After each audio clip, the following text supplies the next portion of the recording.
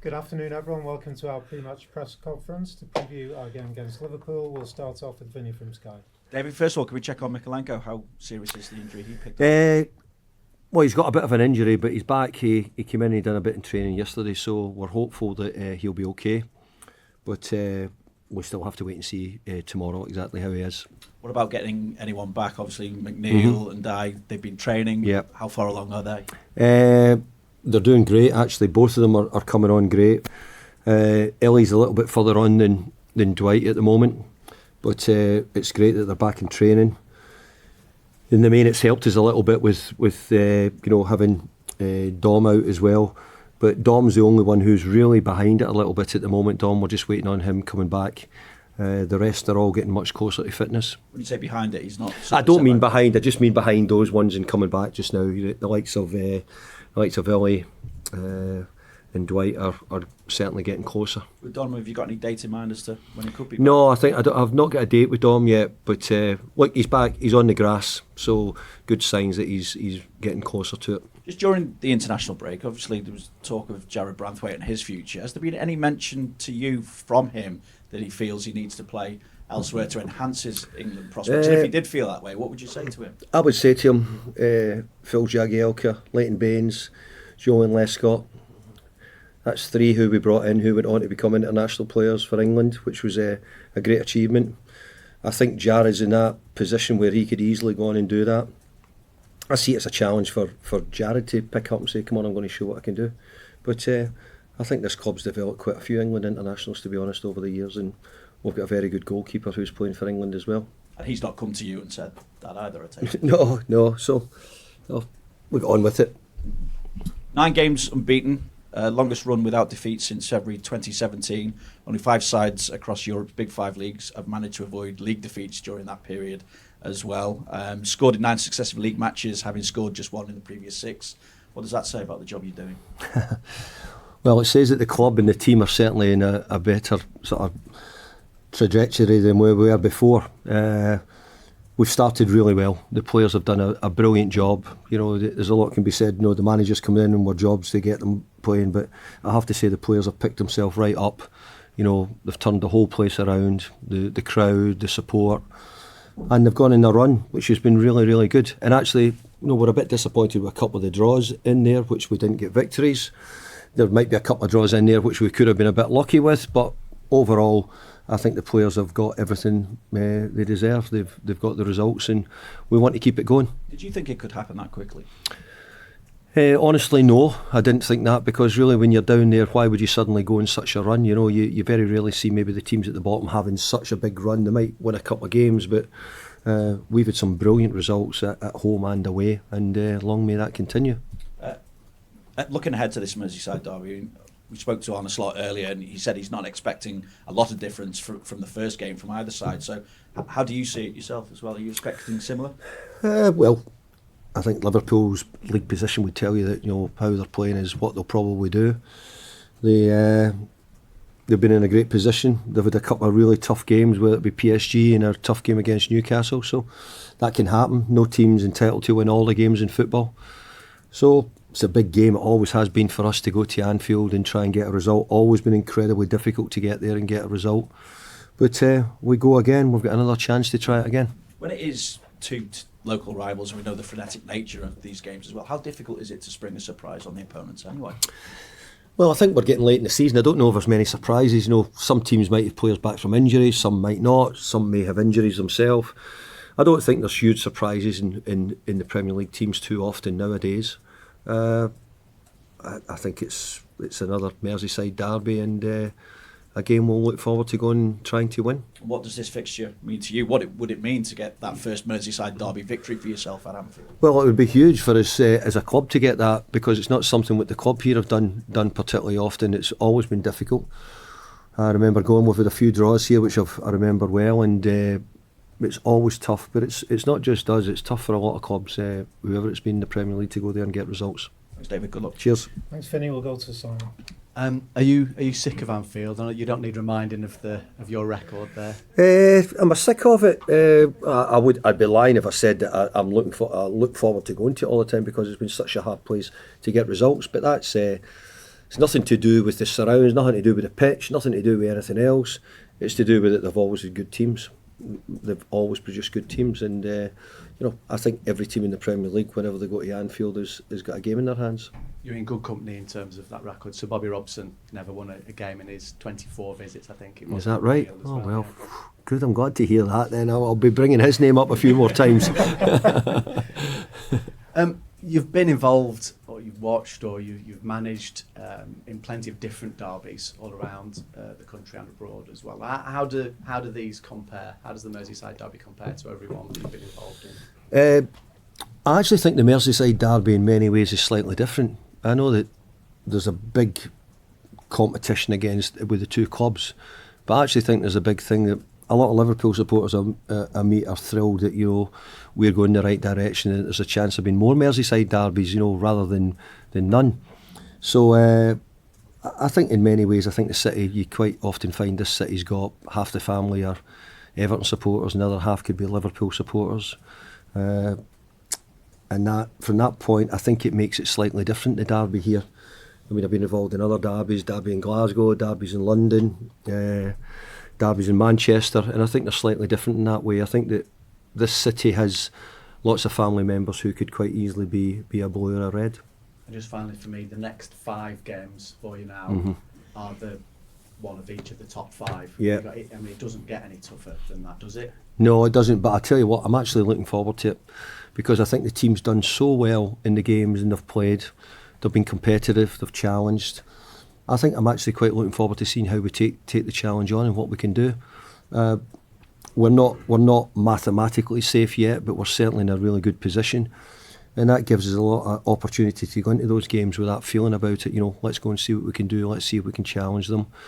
We won't go in with as much fear or worry about the whole outcome at the end of it. But as I said, we still have got a little bit of mathematical work to do to make sure we're safe. Thank you. Cheers. Thanks, Simon. We'll go to Carl. Hi, Carl. Hi. Just on you spoke about the Anfield and what it's like for you to go there, but what is the feeling you get going to Anfield yourself, and have you ever had that feeling going to any other ground?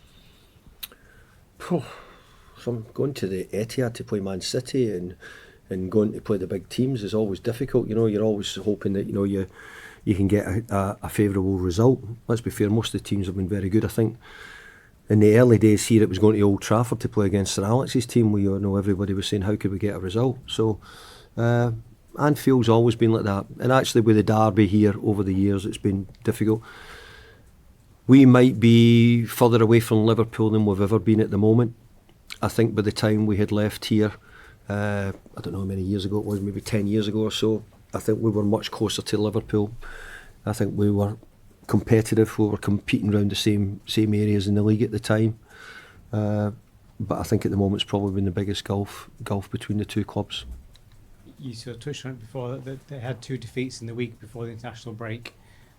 Do you see any vulnerability in them now that they weren't first time you met them?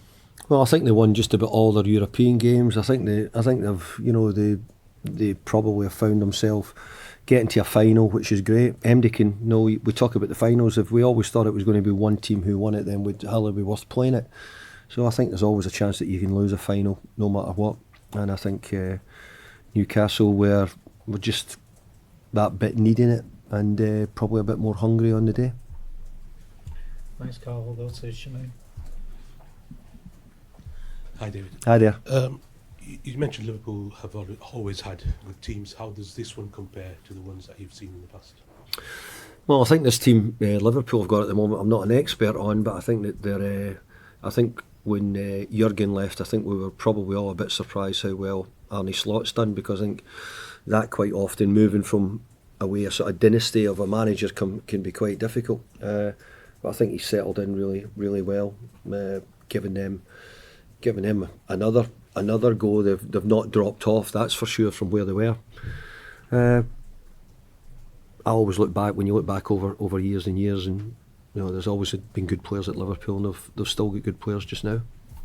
Not wanting to bang on about the record, but does it weigh heavily on your mind when it comes around? Yeah. I don't want it. I want to win. I want to win, and I want to make sure that I get rid of it if I can. That's for sure. Yeah, so the game presents an opportunity to try and get rid of the record.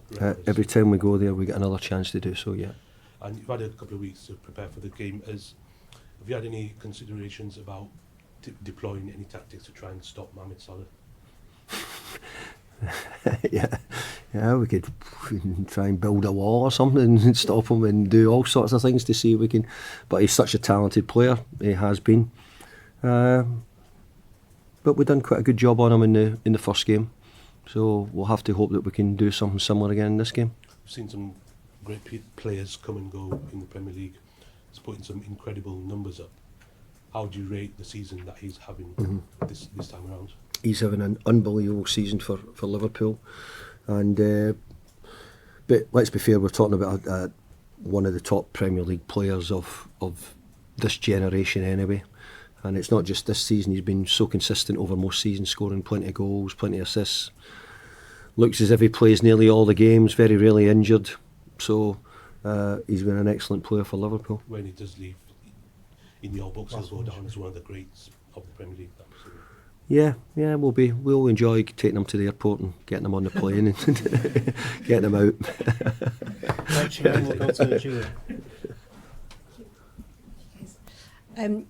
The last one was very dramatic at Goodison, the Merseyside derby, with the pretty much the last second or so, wasn't it? The equaliser. Did you feel you learned a lot about your side in that game? Seeing as you'd said you wanted to restore that fighting for the club, is that where you thought, yeah, these players have got it? I think for us to be competitive against Liverpool was a big thing, and look, we deserved our draw in the night. We certainly did. We've done enough to earn that and work for it. And when you think of where the differences in the two teams have been, Liverpool have been mainly at the top of the Premier League all season, and we've been very close to the bottom of the league. So it was great that we were able to pull that gulf between the teams much closer together. I thought the players done a great job, and look, we're hoping to do it again. That's the job. We know we're playing against a good side, but we also think that we've got a lot of confidence at the moment. We've got a lot of good results. We've been playing well in many aspects, so we need to keep that going. Discipline was in the headlines after the derby as well, on both clubs as well. It's always such a fiery game, this one, with the greatest will you can say to players, keep a cool head. How difficult is it as a manager to keep reminding of that for 90 minutes? Well, I think that it's a game where everybody enjoyed. I mean, the media, everybody, the supporters, everybody. I think even Liverpool supporters in many ways enjoyed the game. Maybe we didn't enjoy the end, but I think it was a game which folk were saying we're having a bit of this and we're enjoying it. But I just think that these games can do that. Other derbies do as well. But also, the game was allowed to flow correctly. We didn't have stoppages for everything, because if it was the case then if the game's refereed that way in this country, then it's not what we do. Our culture's slightly different. This last run then, you're on 34 points right now ahead of these 5 fixtures against the top 5, as we're saying. Do you have a target that you think might mean that you are safe? I hope that maybe we are at the moment, to be honest, but the truth is it's not there. That's not there mathematically. We can't, and I know what the other teams at the bottom will be doing. Every game for them will be having to win, so we have to try and win our games. But I think there's a little bit more than that. I'm now beginning to say, come on, as I said earlier, I'm hoping to try and see how we do against other games. And we are not expected to be winning the games in some of the teams we're up against. But I think that we've got a chance in a lot of the games. I really do. I think that we've been doing a lot of good things, and if we can keep it going, if we can try and spring one or two surprises along the way, that'll be great. And speaking of good things, Idrissa Gana Gueye has got the most tackles in the Premier League right now. He's 35. He's coming to the end of his contract here. Firstly, just how much of a quality player is he, and is he someone you would love to take to the new stadium? Well, what I do know about him is I've only been here a couple of months to work with him, and I think that he's been terrific in the games. He plays younger than what he is at times in many ways, so he's someone who's played well for us. He really has, and I understand how well he's done. We just need to keep going. We won't be making any decisions on contracts until we are mathematically safe, so we'll have a look at all that when we get to that point.